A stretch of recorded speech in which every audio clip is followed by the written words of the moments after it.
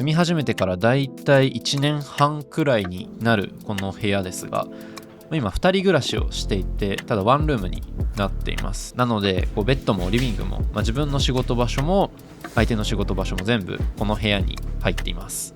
だいたい50平米程度なんですが、広さ以上にこの日当たりの良さとか、外のこの抜け感っていうんですかね、そういったところが部屋として気に入っています。自分の仕事の性質上、こういった撮影もそうなんですが、自宅で仕事をすることも一定あるので、作業環境にはこだわっています。チャンネルでもよく紹介しているこのプレダクツのデスクが、ワークスペースのキーになっていますね。オフィスならまだしも、自宅でなかなか機材とかケーブルばっかりの作業環境みたいなのにはしたくない中で、ここまでいろいろとスッキリさせられているっていうのはかなり気に入っているポイントです。デスクとか、あと作業空間単体とかよりは、この部屋全体の中でのトーンと一致させられるかみたいな感覚で、割とこの作業空間も整えているので、今のこのスタジオというデスクの天板、ホワイトを基調にオーク調のウッドの柔らかい雰囲気もあるようなデスクとか、あとこのシェルフとかも含めてすごく馴染みがいいなと思ってます。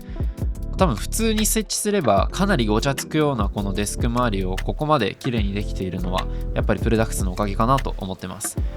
オフィスチェアとしてかなり愛用しているこのイングライフと合わせてお気に入りの空間に仕上がっていますね。植物とかあと陶器みたいなそういった感触のあるものをこの周りに置いているのもちょっとバランスを取るような意味合いもありますね。ここら辺はまた細かくはデスク環境を動画でねご紹介しようと思うので、ぜひぜひお待ちいただければと思います。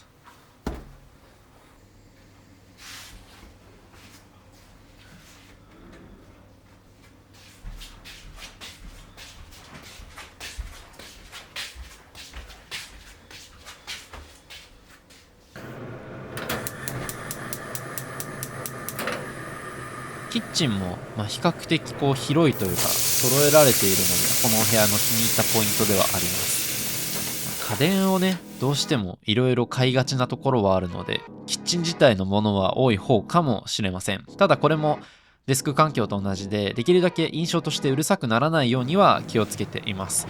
例えばこの冷蔵庫とかは、見た目として重い黒とか、あと安っぽくもなり得るような白ではなくて、こういったシルバーグレーくらいのもので選びましたし、炊飯器など、こういった調理家電も、できる限りは棚にしまえるようにしています。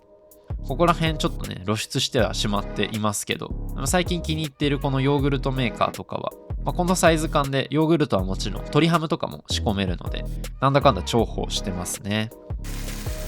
定期的に料理をする方なので、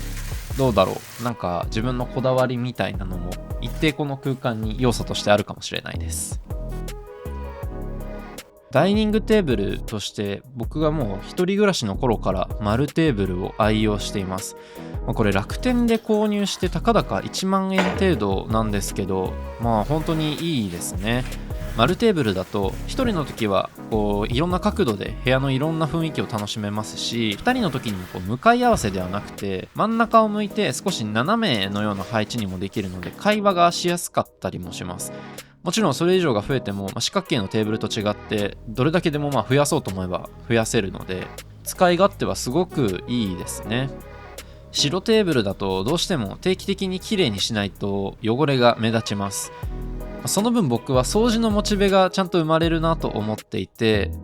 かれこれ4年弱くらい使ってさすがにちょっと染みついてきた汚れもありつつも、でも全然問題なく使える範囲なのかなと思います。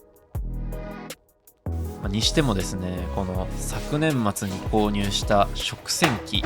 めちゃくちゃ助かってます。パナソニックのものなんですけど、最初は多少楽になるかなくらいに思ってたんですが、今じゃもう手放せないですね。調理器具も含めて2人暮らしであれば大抵の場合この中に全部収まります。お皿洗いをしながら本当に放置して他のことができてしまうので、時短はもちろんのこと、皿洗いめんどくさいなみたいな感覚が一日の中で起きないっていうのも結構ありがたいポイントかもしれないです。どうしても部屋に露出する分見た目はかなり重要で、そういった点でもこのパナソニックのものが気に入りました。部屋の印象がだいぶこう雰囲気変わってきたなというふうに思ったのは間違いなく部屋に照明を置き始めたからですね。昨年北欧に行ってから、いろんな間接照明の重要性に気づきまして、少しずつ前々から気になっていたものを揃えていきました。トラジションのこの提灯のような照明とかフロスとかですね、これ結構よく見ますよね。あとイサム・ノグチの明かりも2つ置いたりしています。なんですが、僕はあんまり一つのトーンに収まるのが好きではないので、照明以外のもので結構バランスをとっている感じです。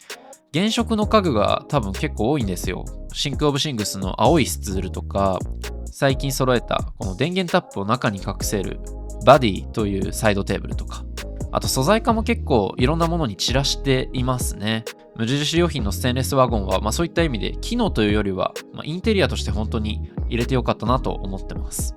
あと植物ですね。これもこの1年でだいぶ増やしました。この Amazon オリーブとかは実家から一緒に上京してきてるので、もう5年以上一緒にいるんですけど、やっぱり植物が家にあるだけで部屋の作り方とかがガラッと変わると思います。家の中はもちろんのこと、外にはこう旅行で買った盆栽みたいなのも含めて、これもいろいろ置いています。増やしてるうちにだんだんジャングルみたいな一角もできてきて、この最近増やしたのがシェフレラ・アンガスティフィリアという結構ね造形が面白いんですが、スタンドとかを使って本当にこう家の中に木陰を作るようなイメージで置きました。部屋の立体感もそうだし、あと視線が散る感じがあってすごくいいんですよね。こういった植物もそうですし、あとアートというか、自分は割とグラフィック系の、ポスターとかが好きなので、早乙女哲平さんとか西山弘樹さんのこのイラストアートを置いています。これも結構なんかこう色の主張は強いものを選んでるかもしれないです。別にルールとかはなくて本当にこう直感的に選んでるんですけど、旅行先とかで買ったものも最近は多くて、こういったポイントでアクセントになるようなものもあるからこそ、家具自体はいろいろシンプルになるように、無意識的に選んでいるのかもしれないです。先ほども話した通りで、家事をできるだけロボットに任せたいというのは、僕の結構本意でして、お皿洗いだけではなくて、洗濯と掃除も今ロボットに任せて時間を作るっていうのは、ある種の時短術としてかなり工夫しているポイントです。これをね実現できてるのはやっぱりドラム式洗濯機のおかげですね。一人暮らし始めて最初にもういろいろとこう我慢してでもこれを買ったのは本当に良かったなと思っていて、長く使ってますね。あとロボット掃除機も今水拭きまでできるものとか結構進化もしているので、こういったもので部屋の綺麗さを保っています。僕は片付けは得意なんですけど掃除が苦手なのでね、ここら辺はできるだけ任せたいというところですね。あとあんまり他の人の家で見かけないものでいうと 3D プリンターもあります。もう最近はずっと何かしら印刷してますね。食洗機とか掃除機とか洗濯機とかこの 3D プリンターとか、自分がいろいろ生活している間に機械がもう自分でいろいろと家事をやってくれてるみたいなのがなんか面白いんですよ。それを見るのがワクワクする感じがあって、でその中で自分がリラックスしてるみたいな時間も結構好きだったりします。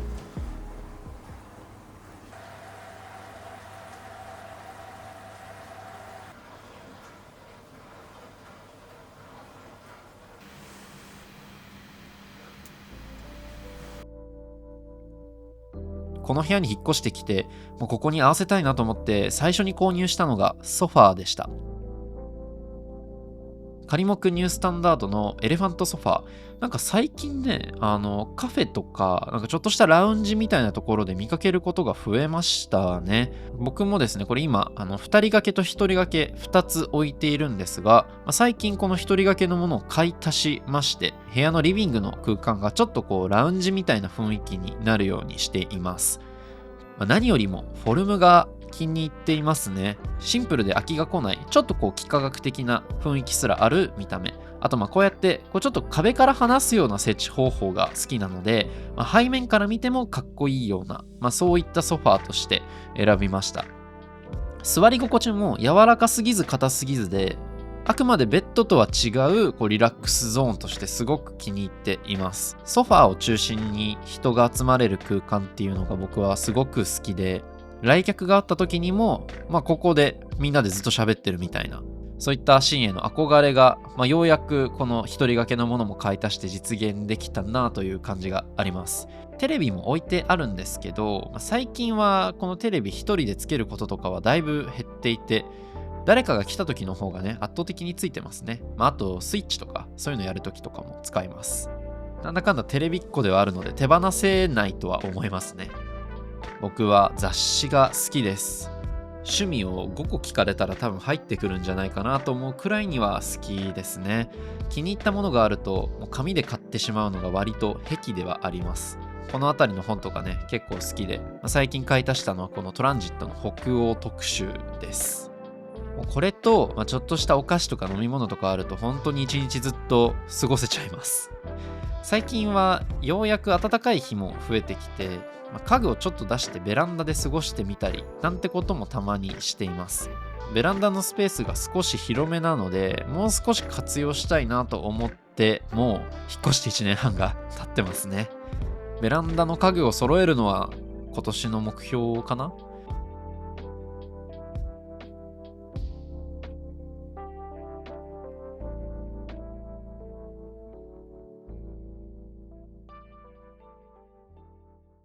そんなこんなで生活スペースではあるんですが、この YouTube をはじめいろんなブランドとかの動画にもちょくちょく出演していると思います。そういったある種のスタジオ的な使い方にもなるし、でも生活スペースではあるのであんまり機材とかを露出させておきたくないんですよね。プルダクツのデスクをそういった意味で活用しているのはもちろんのこと、機材をしまえるようにしたりだとか、照明はダクトレールにくっつけたりだとか、このダクトレールってめちゃくちゃ便利ですね。露出させたくないガジェット、電子機器系統を全て上に追いやることができます。僕はスマートスピーカーとかもここにつけたりしていて、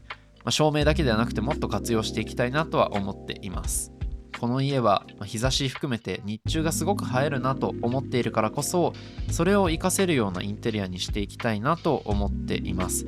あとはさっきも話した旅行先で買ったアイテムとかね、単にいい家具を揃えるのではなくて、自分たちの思い出を投影したような、そんな部屋にしていきたいなとはこれからも思っています。このチャンネルでは他にもライフスタイルに関する様々な動画を上げているので、ぜひ合わせてチェックしてみてください。またチャンネル登録や高評価もよろしくお願いします。ということで今日はこの辺で。以上、なごみ家でした。では。